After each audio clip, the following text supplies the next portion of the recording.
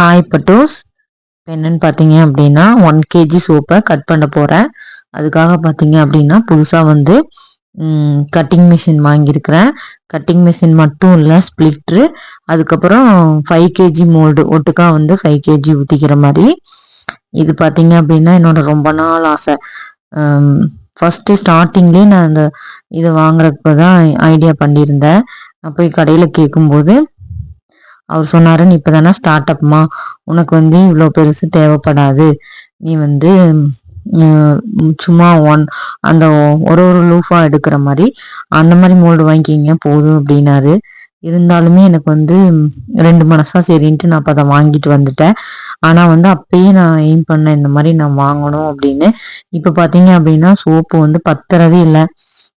அந்த 1 kg மோல்டில் ஊற்றி வச்சு அட் அ டைமில் ஒரு 5 kg தான் போடுற மாதிரி இருக்குது.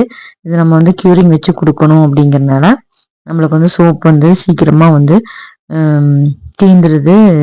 சோப்புமே நம்மளுக்கு வந்து ஃபாஸ்ட் செல்லிங்கில் இருக்குது, நல்ல ரிசல்ட் இருக்கிறனால.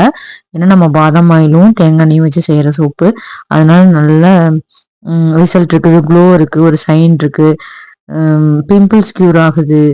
அப்புறமா வந்து தேமலுக்கு நம்மளுக்கு தனியாக சோப்பு இருக்குது, ஒயிட் பேச்சஸ்க்கு, அந்த மாதிரிலாம் இருக்கும்போது நம்மளோட வந்து ஃபாஸ்ட் செல்லிங்கில் இருக்குது, ரிசல்ட் நல்லா கிடைக்கிறதுனால. அதனால சோப் வந்து அதில் போட்டு வைக்கும்போது பத்துறதில்ல.